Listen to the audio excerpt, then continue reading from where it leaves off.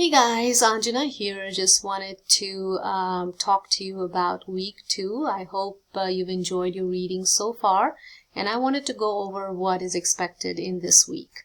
By now, you should have signed up for your dia trauma topic and your technique demonstration. Okay. What is coming up this week is the articles for a literature review should be posted by Sunday. Of course, your journal is due, and the other ongoing assignment of discussions is due. Other than that, you're going to watch all the videos and listen to the media assigned on your course site. And then we have these 3 readings to do. And all 3 of them are wonderful, wonderful readings. I really enjoyed them. But I wanted to do something different this week. I wanted to kind of give you a heads up of what to expect when you're reading these.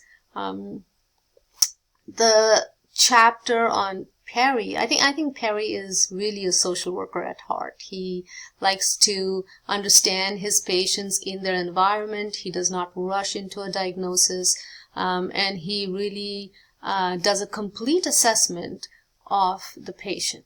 Okay, so I do think he's a social worker.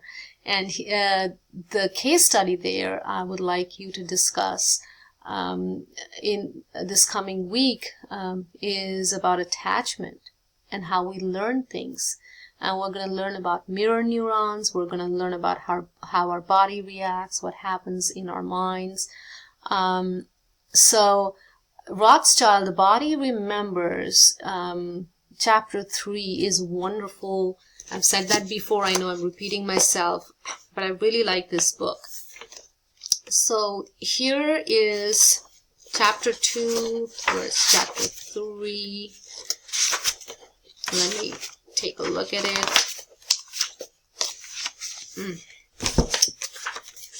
Excuse me for a moment.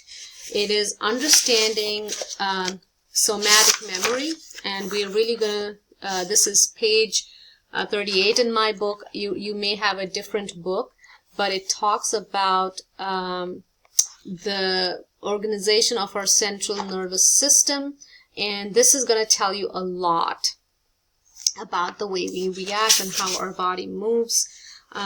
So what I want you to remember here, or I just wanted to go over certain concepts so that when you read this material, you're able to integrate it better.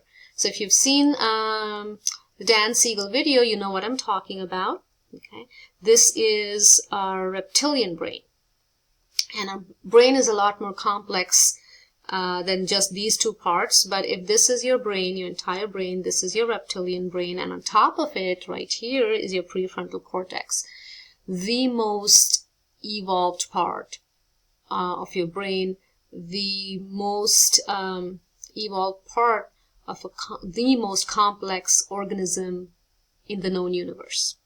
Okay, these are not my words, but I love them. We are walking around with little miracles here, and we lose access to that part of our brain when we are constantly under stress, under threat, which is caused by trauma. So human beings have been walking erect for 2 million years. Okay, we've been civilized for about just 5,000 years. Okay, and some people, when I ask this question, they say maybe 200 years. Okay, so 5,000 years we are civilized. 2 million years we are walking erect. But reptiles have been around for about 250 to 300 million years. This is the reptilian brain. It is ancient, it is strong, and it is honed for survival. We are here because our ancestors survived. Okay? So this part of the brain is also the brain that develops first, but relatively early. And this part is almost the last to develop. Okay, it's a new brain. When information, our brain rests in a dark cave called the skull. It can't see anything, touch anything. So all information is relayed to the brain through our senses. What do we see, touch, hear, feel, okay, taste? And then we make associations in our brain and store it in our memory. What happens during trauma or when there is a threat is our brain gives an order, all hands on deck. Okay. What does that mean? That every available resource has to go and help out and prevent the crisis. At this time, you cannot tell your captain, hey, I'm in the middle of lunch, can I come later? Or, hey, I met someone interesting, can I, sorry. So you can't say, I met someone interesting, can I come by later? You have to go and you have to do what needs to be done. And finally, if you go up on deck and you see everything is burning and you look out and you say, oh my God, that's a beautiful sunset. People will say, are you crazy? What happened? There's a problem. Why are you looking at the sunset?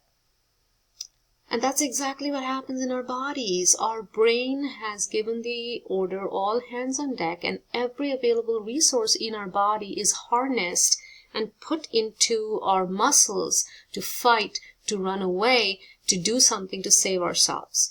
And energy is taken from processes that the brain considers unimportant at that time. For example, digestion. The brain, you can't stop to have food when your life is in danger. So many of us experience dry mouth when we are anxious. Okay? That means there is no saliva and the brain has given an order. You don't really need to digest anything. Let's just get on with saving our lives. Energy is taken from immune system and put into the fight or flight reflex, because a lot of times you will hear the doctors say, if you reduce the stress in your life, your health will improve. What they're saying is, right now your brain is giving the order, all hands on deck, and so there's not enough energy that's being diverted to these processes in your body. So trauma is intricately connected to our bodies. It lives in our bodies. Okay? And that's what you're going to learn throughout this course. Also, I wanted to talk about our tunnel vision. So whenever there is something traumatic happening, we are totally focused on that. We're focused on a problem, and we cannot see anything else. We cannot see resources. We cannot see good things that are happening. It's like standing on a burning deck and looking at the sunset. Our mind will not allow us. So a lot of our work focuses on that, on building strengths and building resources and saying, yes, you do have something. Okay. And I wanted to also talk about the two nervous systems, sympathetic and parasympathetic. These are just two minor ones. There's other nervous system, but I wanted to talk about these two specifically. The way I want you to remember this is sympathetic nervous system is sympathetic to you. So if you're in a fight, it will sympathize with you and say, do you want me to punch this guy? Let's go, let's do it. So it is arousal. Okay. Parasympathetic nervous system is parachute. You should just remember the word parachute.